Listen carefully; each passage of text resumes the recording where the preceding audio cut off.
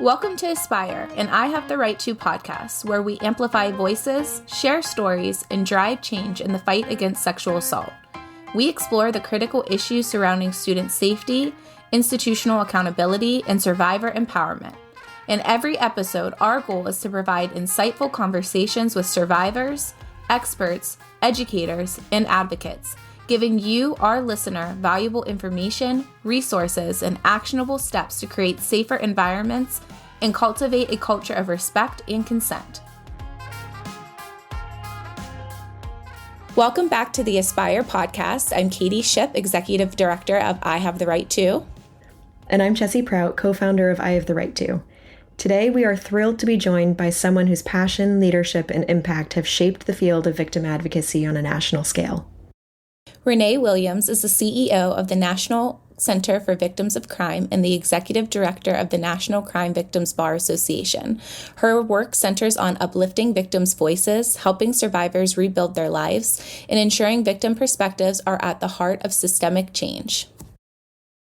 Renee's advocacy doesn't stop with her title. She's served as a court-appointed special advocate for children, mentored through Big Brothers Big Sisters, and volunteered in pediatric hospitals.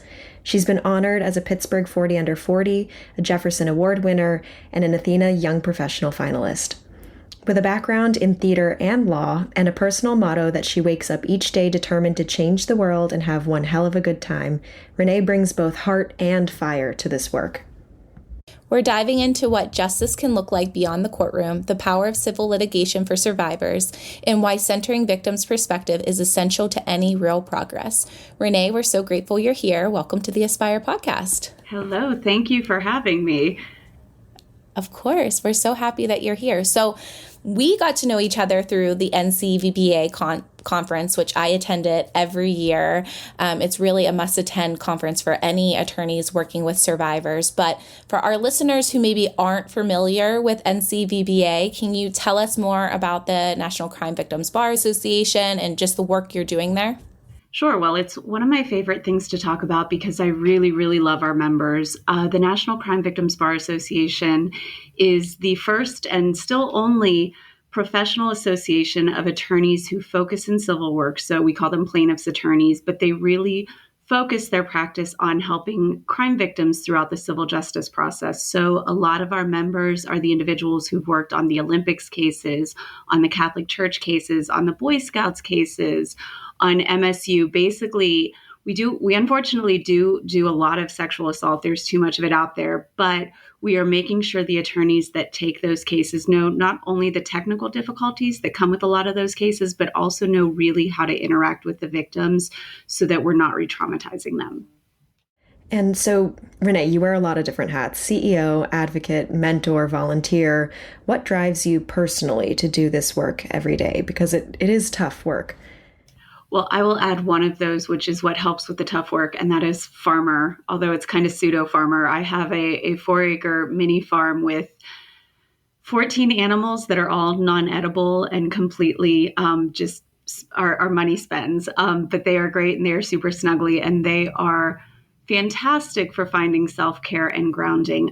But I think the reason I do all of this work is because, I grew up in a situation where there was a lot of trauma within extended family, within my own parents' experience growing up. And I've really seen how trauma and victimization impact generations going forward. And so I genuinely believe that if we paid more attention to victim services as a society, that we would be able to stem a lot of the problems we have. I was just on a roundtable the other day, and I said, I really wish that we would even start looking at things like justice reform.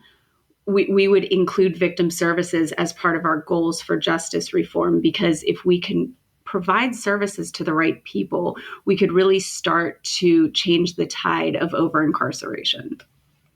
That brought up so many things for me, but when I was in undergrad, I wrote my senior thesis on the foster care system and the outcomes for youth in the foster care system, and how if services were actually provided, while they were in, meaningful services for them and their families, that the outcome for youth in foster care would be so different, which I'm sure you probably have an opinion about serving as a CASA advocate. I have so many opinions about the foster system and our child welfare system as a whole that are mainly informed by being a CASA, and a lot of them are controversial. I did my best as a CASA, but I didn't always agree with what we were doing. I think one of the biggest goals, and it is statewide, and it is nationwide, state by state, and it is a stated goal, is that reunification is always the number one goal. I disagree with that. And I think we've seen too many tragic situations and scenarios where reunification should not have been the goal, and we forced it. And so I think that we need to look at that more as a child welfare is our ultimate goal, and really finding support for foster parents. All of the foster parents that I interacted with were wonderful, and their hearts were in the right place, and they were doing this for the right reasons. But we lose a lot of those folks because they get involved in the system and attacked, and they really don't have enough resources to be doing this wonderful thing that they're doing. Yeah, definitely. And if our systems were actually focused on victims and survivors and trauma-informed work, like how much healing we could do instead of just, trauma just being, recircled for generations. Yeah, I think one of the kids I worked with even, and he was one that I thought reunification was not the greatest goal in the world. His mother was not a bad person, but she was raising her children the way she had been raised. So a lot of the punishments, and I can't get into the details on this, but a lot of the punishments we saw her inflicting on her children were things that her mother had done to her. And her mother, because we had to interview her mother in the course of this, was like, that's just how you raise kids. And so in her mind, it was, that's just how you raise kids. And so if you could put kind of a stop in there somewhere and help individuals figure out alternate ways, I think that would go a long way. Yeah. And it really goes back to systems in general, because, talking about foster care, some people might be thinking, why are we talking about foster care? But it really goes back into sort of the systems approach to things. And it's sort of, this is the way we've always done it. This is the way we've always looked at it, and really needing to disrupt those systems and challenge people and say, things need to be done differently. Reporting measures need to be different. Training measures need to be different. Justice needs to look different, because unfortunately the justice system doesn't often end up with justice. And I know you and I have talked a lot about the need for trauma-informed legal support. I am a big advocate of trauma-informed training for all attorneys. I really think it should be part of the law school experience. I think it should be required for all lawyers and law students to have training on how to be trauma-informed, because even the best intentioned attorneys I've seen not know what to do, really, or even if they're trying to, they're trying to build their case, which is great, and that's what they need to do, but to also be trauma informed during it. So can you talk a little bit about what you think it means for an attorney to be trauma informed and why it's so important? Yeah, I think there are a lot of misconceptions, especially amongst attorneys, as to what trauma-informed is. I think we've made it this word that's almost scary in and of itself, and we can almost weaponize it against attorneys. Be like, well, you're not trauma-informed, and so that's bad. And we've made it this thing where I think people are almost afraid to help clients. They handle them with such kid gloves, and that's not necessarily what trauma-informed is. It's just understanding the way somebody might behave because they have experienced trauma, and not really imprinting your own experiences and not imprinting how you would act onto somebody else because you haven't had the same experiences. Whether or not you've had trauma in your life, your trauma experience isn't the same as theirs. So it's understanding that, especially when a client comes to you, hearing what they are saying, knowing that certain ways you ask them questions might trigger them, and being respectful of those boundaries. What we do see a lot of attorneys think is that it means they can't question their victims, or that they can't set boundaries with their victims. And that is the polar opposite of what it means. It actually means being incredibly transparent and setting firm boundaries, but explaining those boundaries, following up with clients with an email that says, hey, as we discussed, this is what I can do for you. This is what I cannot do for you. These are the times you can call me. These are the times you cannot call me unless it's an emergency, so that as you're walking down this path together, you both know kind of what's happening with the other. That's what trauma informed is. It's not catering to a client. I think we do our clients a huge disservice when we don't have a good understanding of what trauma informed is. I remember when I was actively litigating, I also always tried to do the same for my clients, like give them a heads up before I called and let them know if it's going to be a discussion where we're going to have to talk about the facts of what happened. Because I think sometimes when you're doing the work day in and day out, you can kind of forget that you have to call these people and have them relive the worst moments of their lives. And so also just giving them that heads up and asking, are you okay to talk about this? Are you in a place where you feel safe? Are you, are there people not in your home, that are going to, maybe if they were there, it would make you feel like you couldn't talk about it. And then even things at the end of the call to kind of help them get grounded again before you just hang up the call, because it really is a lot to make people go through that. Chessy, I'd love to hear your opinion too, having gone through the system and things that have worked well and not worked so well with attorneys that you worked with. Well, I was just going to say, it's so fascinating to hear the two of you talk about the need for, trauma-informed education for litigators and advocates, because I feel like I uniquely benefited from trauma-informed legal, or from a detective who had just come back from a trauma-informed training. So the detective who took down my statement, I had a wonderful experience with her because she did let me just spill, and recount the events as I remembered them.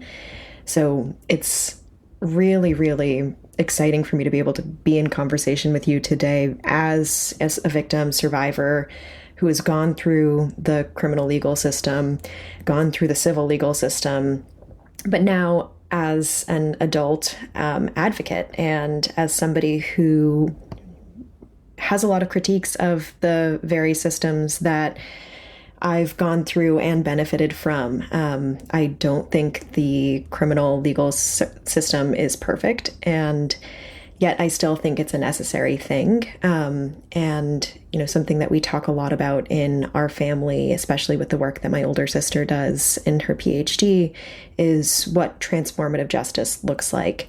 And I think a lot of that stems from what you've been talking about, Renee, which is being trauma-informed, and not in a way that's performative, but in a way that really centers the experience of the human being harmed and also the experience of the person who has done harm. I feel like there's a lack of understanding in both sort of arenas.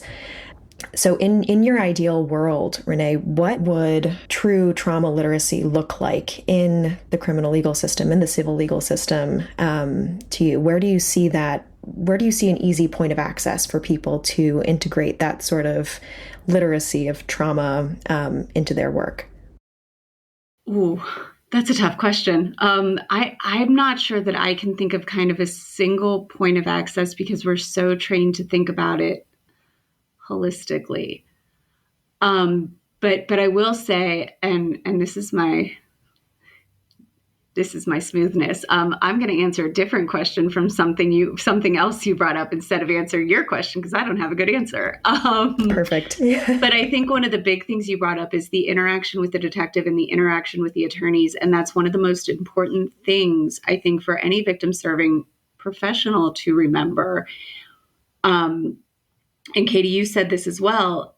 It's remembering to get back to the person. We all, when we are in this field, get so inundated with, most attorneys have 100 clients that they're working with. They've got 100 cases going on. Most detectives have 100 victims that they're interviewing doing this.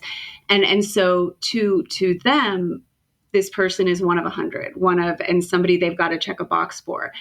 And I think one of the most important perspective shifts that we can encourage for everybody is remembering that this individual might be 1 in 100 for you. You're their one and only. You're their one and only point of contact. And so kind of respect that. And in the late hours when you're getting really irritated because they've sent you their third email in 8 days because you haven't responded, it might be your 500th email, but they don't even realize because it's only their third. And so just kind of that perspective shift, I think, helps a lot of people. It's so interesting to hear you say that too, because I do have a lot of conversations with survivors about, attorneys are seeing us on our worst days, and their days, it's hard for us to remember or realize that their days are also filled with so many different people on their worst days. And so how do you survive a situation like that when your entire day of work is just people going through some of the worst moments of their lives? And how do you take care of yourselves during that? And it's interesting because, we'll be in a courtroom and watch attorneys, make small talk with a judge, make offhanded jokes. And to us in that moment, it feels like a dagger to the heart sometimes, like, oh my God, they're not taking it seriously. Why aren't they taking this seriously? This is a huge, huge moment for me. But it's also important to remember that the attorneys are human beings too, who have to deal with this work day in and day out. So how do you sort of deal with this work day in and day out? I know you've talked about your animals and being on the farm, but yeah, I'd love for you to share how you deal with the toll that this work can take on you. Yeah, vicarious trauma is real, and we're starting to see it in so many other places that we don't necessarily expect. Journalists who cover crime beats are showing signs of vicarious trauma. True crime fanatics. So having podcasts focus on true crime 24/7 and the ability to consume it 24/7, people who watch it 24/7 are showing signs of vicarious trauma and they don't even know it. So it is very real. And I will say, in the bar, we've had some scary moments. We've lost a few members. We've had some people completely burn out. So we really do push self-care to our bar members, but I think that looks different for everybody. There's this idea that self-care is sitting there with a candle in a bathtub of bubbles while listening to music or reading a book. That's not what that looks like to everyone. So I think and there's pressure to show these days that you're practicing self-care. Like it's become this thing on Instagram where it's like, well, self-care day, me, yay, go. And if you're not doing it, are you really living? So I think that we've managed to even turn that into a weapon. But I think we really have to focus on what works best for us. We were talking before the show started, things I like. I would love to go sit in a library for 8 hours by myself, and just have access to any book in the world. Different things I just like to do just by myself. That's self-care to me. But to other people, that sounds like the worst thing in the world. Going and sitting on a beach sounds like the worst thing in the world for me. That would make me so antsy. It would be triggering my ADHD and my OCD, whereas that's heaven to others. So I think it's figuring out what works best for you. For me, it's the farm and the animals, and traveling and finding culture, and sometimes being in the hustle and bustle, but seeing it all and getting to experience. That's my self-care. What looks like peace to some people seems like a complete nightmare to me sometimes. Yeah, and it's interesting because as lawyers, we've all gone through law school. And in law school, you're expected to just study all the time and be the best in the room of the people that are always used to being the best, right? So it's very competitive. And then once you join a firm and start doing this work or whatever kind of legal work you start to do, you're expected to work crazy hours. And then when you're working on topics that you care about so much, you want to work even more because you're convinced that the more you work, the more change you can do. But I've seen even the best intentioned attorneys that lead to a recipe that's really dangerous because then they're just doing it day in, day out, all hours of the day and night, and they're not taking any time to themselves. And it's hard to remember, you have to have that balance. You have to take some time for yourself, whatever that is, because there can be the guilt that comes along with it. I remember having it. I remember being like, well, I could take these few hours for myself or spend time with my kids or whatever it is, But then that's a few hours that I'm not working on this case, and this case is so important. But there's always this balance, right, to find. And so it's so important to talk about that and talk about the need to find that balance. And I think especially within the legal profession, where you're expected to work crazy hours. And if you're not, you're questioned for it. So I think that's part of why it's important to talk with law students as well, to sort of hopefully start to change that perspective. But that's hard as well, because even if you change it within law schools, you know, you have the people higher up in firms that still have that mentality, which maybe leads to the results that are so common amongst attorneys, you know, depression, burnout, alcoholism, etc. And then you're not being that trauma-informed lawyer. So I don't know, it's interesting to try to talk about how can you change that and encourage attorneys to have some balance.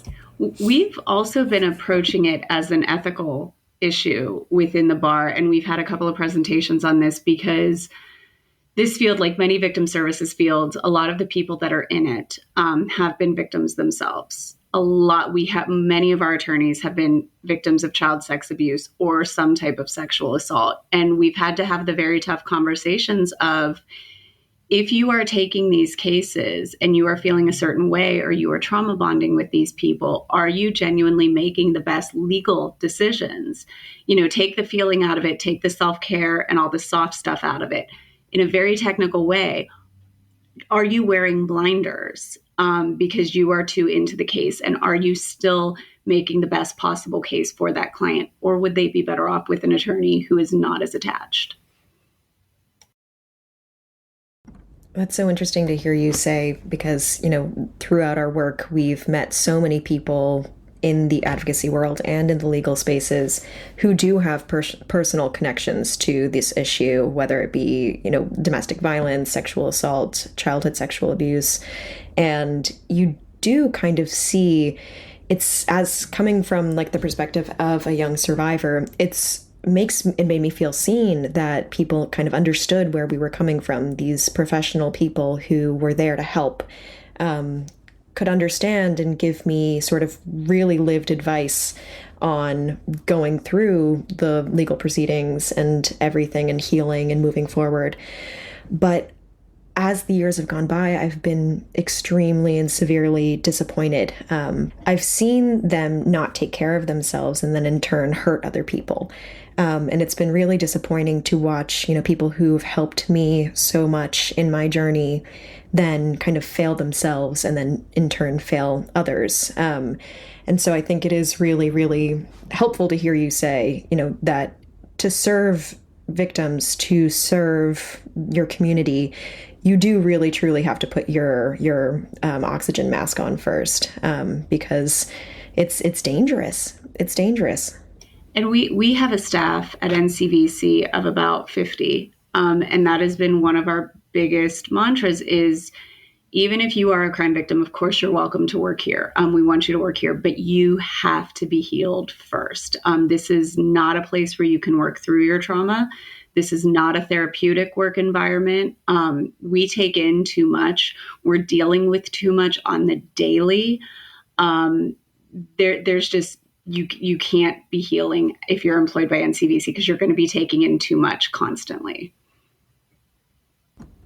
Yeah, or even have the support, right, to be healing on your own time versus on the company's or on your working time. And we've got a couple of wonderful employees who I know are still working through things, and they're my best employees because they understand that that line and that differential. And so they know, you know, they might come in and it might be a brutal day. But they know it's healthier in the long run to not blur those lines.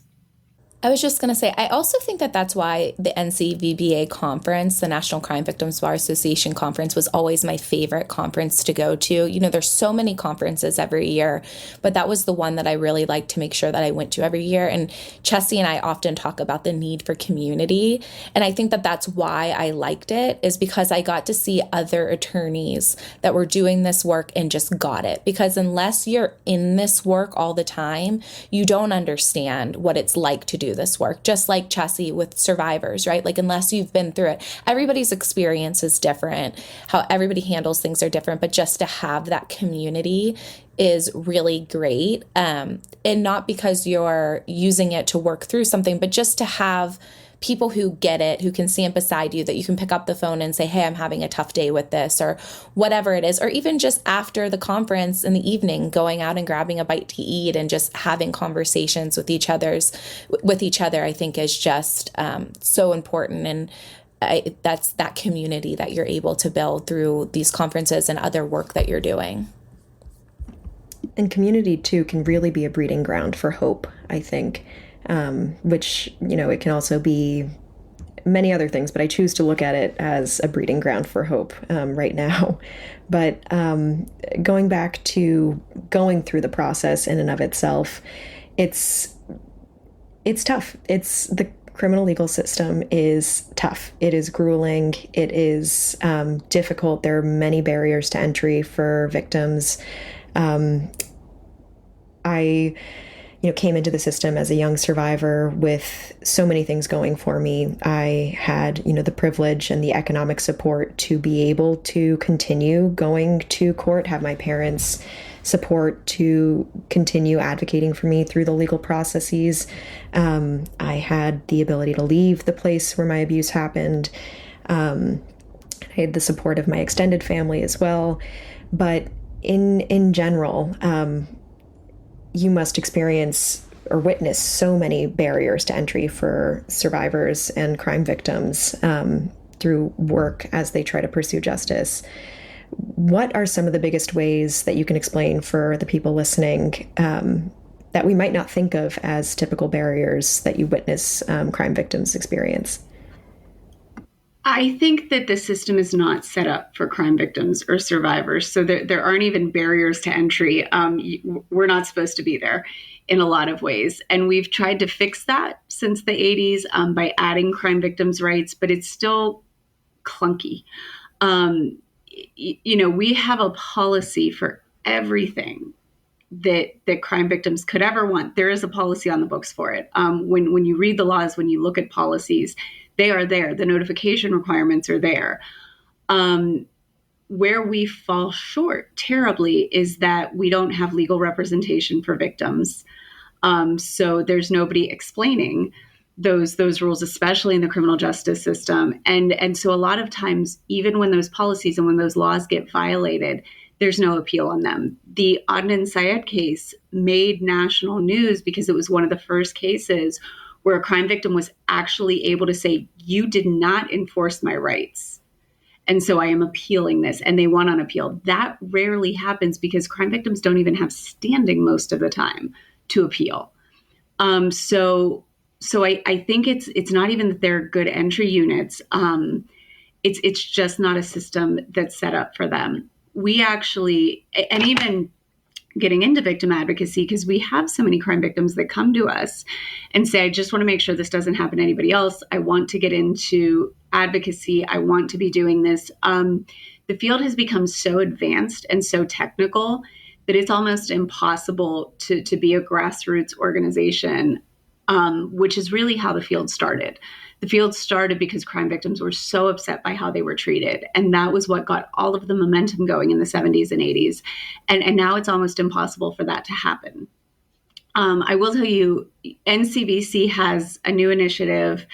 It will be September 2nd. It's our first time doing this. It's called the Advocacy Academy. And we are taking individuals who have been victimized, but they have to be 2 years post-victimization. So done some of the work in healing, but not have 10 years in advocacy. So under 10 years in advocacy, 2 years or more post-victimization. And we are just doing a one-day workshop on everything you need to know to get into nonprofits, to try to give people an idea of how does a bill become a law? Because most of us don't understand that. How do you actually run a nonprofit? How do you deal with vicarious trauma when you're in your own trauma and you're trying to start this nonprofit? How do you deal with media requests? All of the little things that people find as issues when they first try to get into this field. So I was just thinking as you were talking, Renee, that some of our listeners might not know the difference between the civil and criminal justice system, or legal system, really. I know we try to avoid saying justice often because a lot of times there isn't justice. But can you, just for those listening that are like, what are they talking about when they're saying civil or criminal? Can you just explain it, in basic terms for them? And we've got an older example and a more recent example that I think are perfect. So the criminal justice system, the purpose of that is to punish the offender or the defendant. It really has nothing to do with the victim. The victims are kind of relegated to a role of witness. They have very little control over what happens. We saw, I think most recently in the Idaho murders, the defendant did a plea bargain, and one of the families was very upset about that. Too bad was kind of the answer. Victims get very little say in the criminal justice system. The criminal justice system is also not focused on helping the victim. It's focused on punishing and protecting society. There are a lot of prosecutors that are very victim-centered, and I have insane respect for them. But at the end of the day, they do not represent victims. They represent the state and the government. The civil justice system is completely focused on what we call the plaintiff, which is the victim. They have all of the control. They can pick their attorney.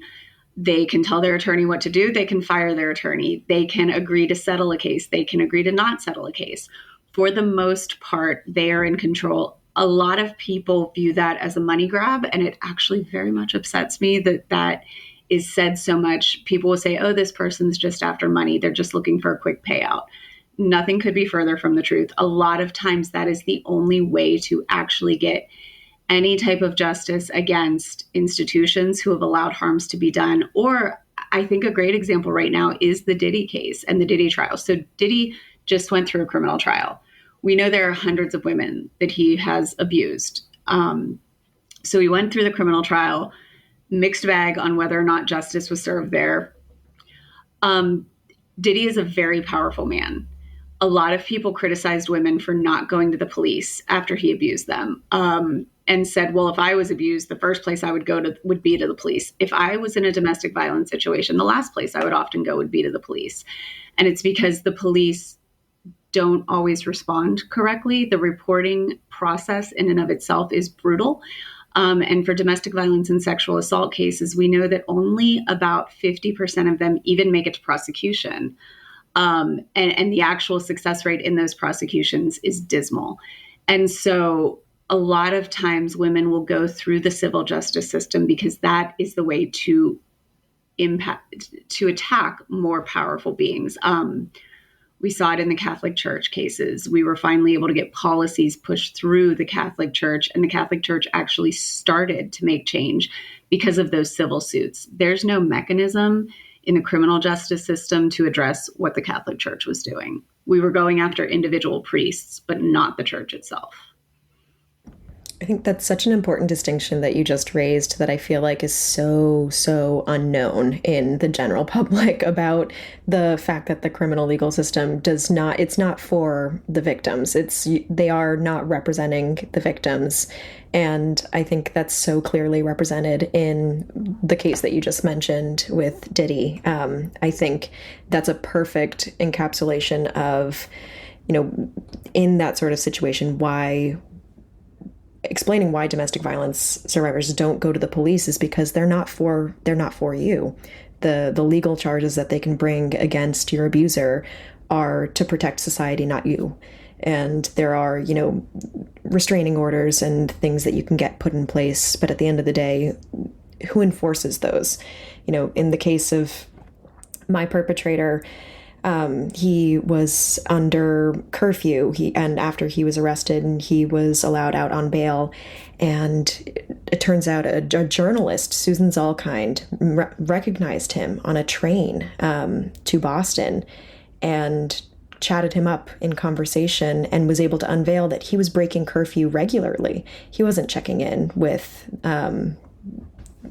whoever he was supposed to be checking in with. So there wasn't that accountability there. So it's really hard to trust a system that doesn't hold that doesn't really maybe even have the resources to hold people accountable at the end of the day. So thank you so much for bringing that up. And yeah, thank you for making that distinction, because I feel like people should have to learn that in school. And yet it took me going through, a legal case to actually learn that as well, and then have to, try to teach other people. And the attorneys handling those civil cases, like you said, Renee, are really looking to make systemic change. They're going after institutions, large institutions, trying to make that change so that it's different. And a lot of them also are working on, criminal law reform as well. And they're sort of trying to come at it at all angles. And the work is so important. And that's why it's so important for them to have support so that they can do that work, really impactful work, and also, make sure they're helping survivors along the journey as well. You said something in the workshop that you said that you're going to be doing with survivors. You said how to deal with vicarious trauma when you already have underlying trauma. So I would love to hear, what do you share during that workshop? Because I feel like there's so many survivors that do this work. Most people that come to this work, I think all of our facilitators, most of our staff have all had varying degrees of trauma, many of them multiple traumas. And like you said, that's what gives you the passion for the work. But how do you deal with the vicarious trauma and your own trauma at the same time? So when you said it that way, I was like, okay, I need to hear more. Thankfully, I'm not the expert that's teaching that portion. I am probably the worst at that. So I am hoping to learn a few tips. I think it will be a lot of, the not cheesy self-care, but self-care. I'm hoping. But I am excited to learn from them as well. I think it'll be a lot of boundary setting. If I'm being honest, yes. So we have a lot of survivors that we work with that are between that 2 and 10 years. So if they want to get involved or be a part of that, what's the best way for them to reach out or apply? There is information on our site. It's victimsofcrime.org. And there's a drop down that says NTI. It is in that there is a page right on that NTI, and it's called the Advocates Academy. We are doing this annually with our national conference. Amazing. So this year it will be in Orlando. Next year it will be in Chicago. We are traveling with it, and it will always be the day before conference starts. I love that. I think that's wonderful. I'm so excited, and I'll make sure to share it with survivors in our network. So if you could change, this is going to be a hard question, I know. Okay. If you could change one policy or law tomorrow to better support survivors, what would it be? And I have my answer, but what is your answer? And it would be that victims are automatically entitled to legal representation, just as defendants are within the criminal justice system. I mean, that's a great one. In my ideal world, it would be in the family justice system. It would be everywhere. But starting with the criminal justice system, every single victim has an attorney that is their attorney, not the prosecutor. Yeah, that would be ideal. I was immediately thinking of statute of limitations, just, getting rid of them for survivors of sexual abuse, so that, it takes longer for people to come forward, which is understandable. So let's get rid of it so that they can actually speak up when they're ready to. Chessy, what about you? Any ideas from you? Oh, too many to count that probably aren't possible. But no, I've just been so into learning more about transformative justice and what that looks like and how it benefits communities. And yeah, I think the way that it's set up right now, the legal system, is that the whole idea of innocent until proven guilty, I think is fundamental and provides justice for, defendants alike. But it so totally, in my mind, incentivizes denial and not healing and not accountability. I think there should be a way to incentivize accountability in the legal system. And I know that might look like plea deals, but I feel like there has to be a better way so that people can come into things. And I think that might take a cultural shift too of, learning how to take accountability in everyday life with your friends, with your family. I think a lot of the times we're incentivized to be defensive and to deny. And I don't think that that's beneficial to anybody in this situation. But yeah, speaking of that and my weird, not like really concrete dreams for the legal system, why is it so important for voices like mine to be involved in the reform conversation? I think, in so many instances, it really takes a stakeholder, but I'd love to hear from you guys. Why victims and survivors' voices are so important in these conversations. I think, we do a lot of justice reform work as well at NCVC, and we were one of the first victims groups to really be involved in that and to be pushing that. And one of the largest things I found is that, first of all, politicians and others will always co-opt the victim voice unless we're there and we're talking to victims. So there have been so many policies that have come across my desk where I'm being told by chiefs of staff and others, they're like, well, we heard the victims would be real mad at this. And I'm like, who are you talking to? What victims said this? Who said this? And they were like, well, the prosecutors. And I'm like, well, take that off the table. Well, the sheriffs. And I'm like, well, they're not. So victims' voices are being co-opted quite a bit, and they're being used for political purposes to try to shoot down bills. And that's one of the conversations I have. I actually go on a little traveling tour with some of our best partners. One is Andy Potter, and he is a previous, he's a corrections officer, and he was the warden at a prison, but started a pro-justice reform for wardens movement, and then an individual who was incarcerated wrongly for 30 years. And we do a show that we call Unlikely Allies, because we all work very closely together in prison reform and in ensuring reform is well done and safely. And so I think, especially in the reform space, it's hugely important for victims' voices to be involved, to actually be saying what victims need. Most victims are not for longer sentences if you ask the question in a non-political way. So if you say, do you just want them to go to jail forever? A lot of people are going to say yes. But if you actually say, so this is what we could do, and we can actually do these reentry services, and we'll make sure you're notified correctly. So it's building what victims actually want into that without people assuming they know what victims want, because people assume a whole lot of things about victims that I have found are just not accurate. Yeah, and I just add on to that, if we're not listening to survivors and victims, we're not understanding the full scope of the problem. They're the ones who went through it and lived it and understand how things broke down. And if we're not listening to them, we're not going to understand, and we're going to make assumptions that aren't true. So just actually talking to them and understanding their experiences and their perspectives is so important. So with that in mind, are there any advocacy initiatives you're working on right now at NCVC? Or? Yes, so we have the Advocates Academy. We have a wonderful program called Peer to Peer, where we are training crime survivors in a peer-based support to try to help other crime survivors.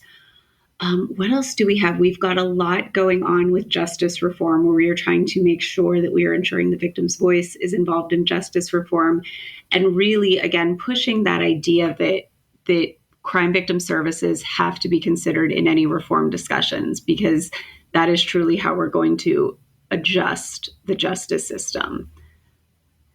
I say a lot. The criminal justice system does not work for anyone at all. It's broken.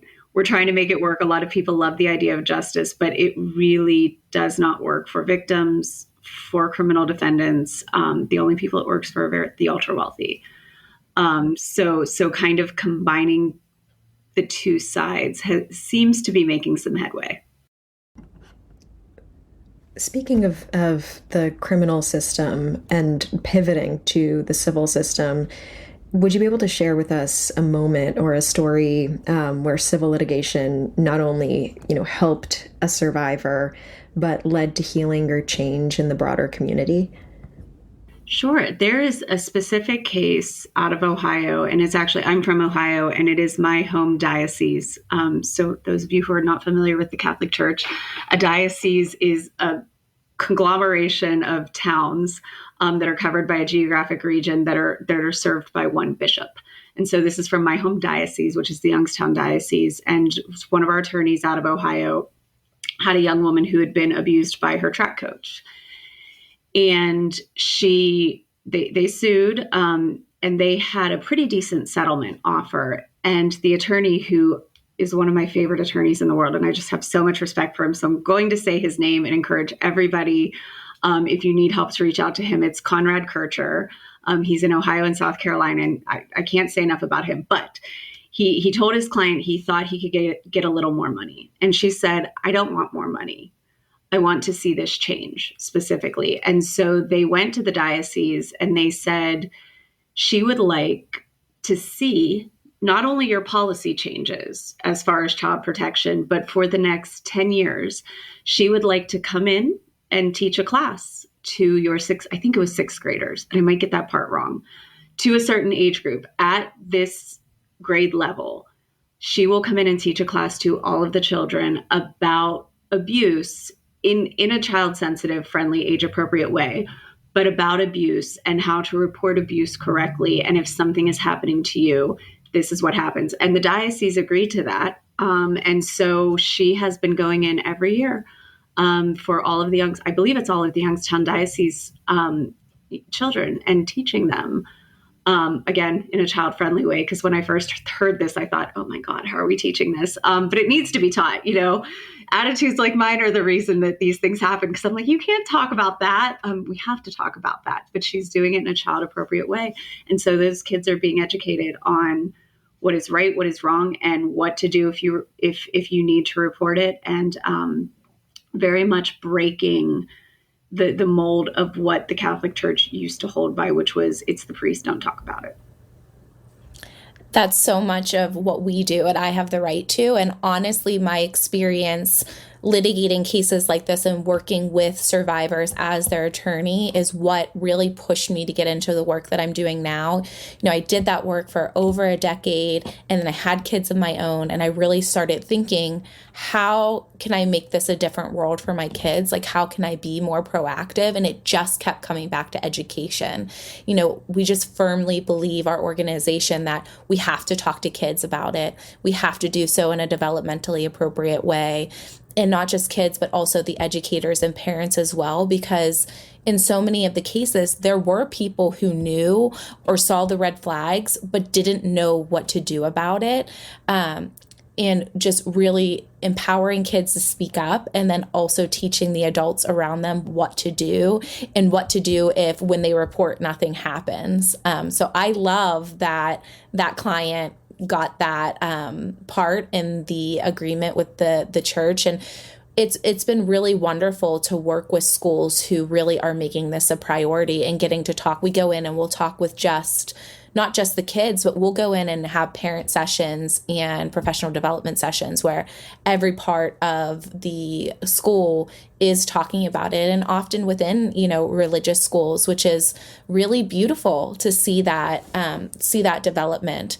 So that's really great to hear. So attorneys who are maybe listening and thinking like, okay, I want to get more involved, or law students, how can they get more involved? So the survivors, you said, for the training, they can go to your website. And I'm guessing for that peer-to-peer support, they can also go to the website. But what about some attorneys that maybe want to get involved? Attorneys who would like to join, we are a fun, friendly, welcoming group. You wouldn't think we were fun based on some of these conversations, but we are.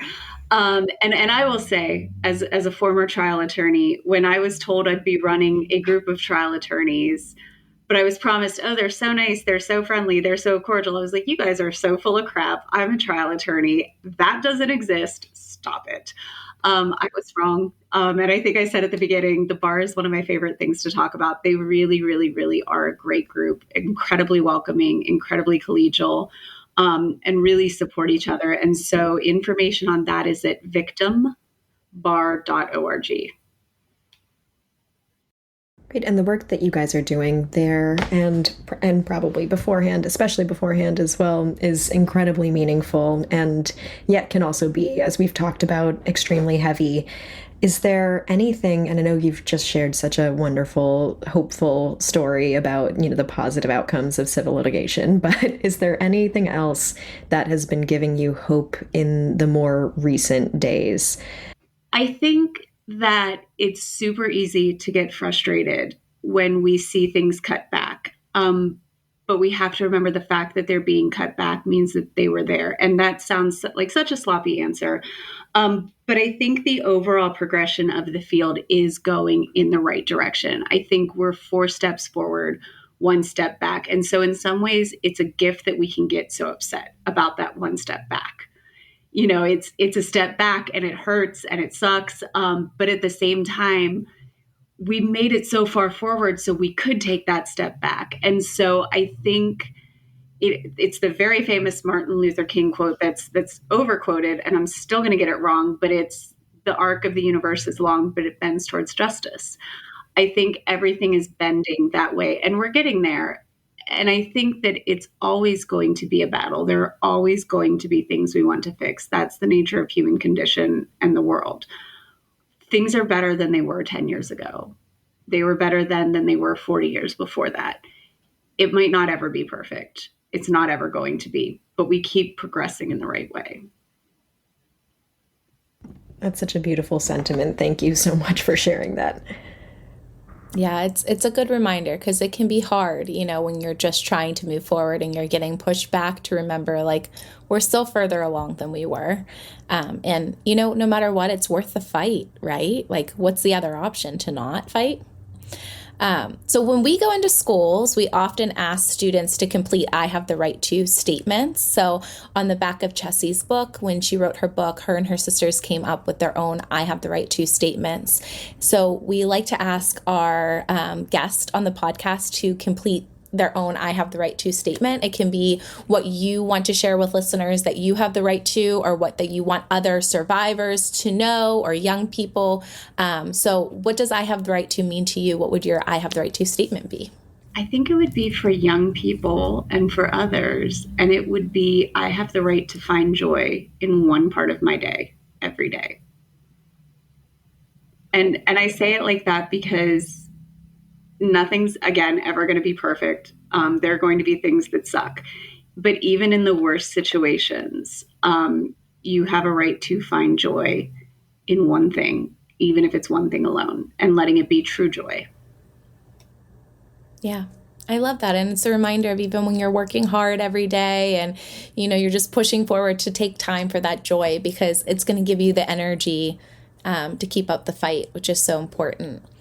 Renee, thank you so much for sharing your time, your insights, and your heart with us today. Your work is changing lives and reshaping systems, and it's clear how deeply you care about centering survivors in every step of the process. Thank you again so much for being here, and I've been so happy to hear, all the different avenues that you're creating for survivors to turn their pain into triumph. Thank you so much. It's been such a gift to hear from you, someone who leads with expertise, but also empathy and fire. Thank you, Renee. For our listeners, if you're looking to learn more about the National Crime Victim Bar Association, or how to support survivors through legal or advocacy work, or the National Crime Victim Center, please look at the links in our show notes. Whether you're an attorney, educator, survivor, or ally, you have a role to play. And remember, you have the right to. Thank you so much for listening. Like and subscribe to the podcast on all platforms. And if you enjoyed today's episode, please give us a 5-star rating and tell your friends about Aspire, the I Have the Right To podcast. Visit IHaveTheRightTo.org to learn more about our programming for students, educators, and parents, as well as internship opportunities. And don't forget to follow us on social media at I Have the Right To. Until next time, stay empowered and keep the conversations going.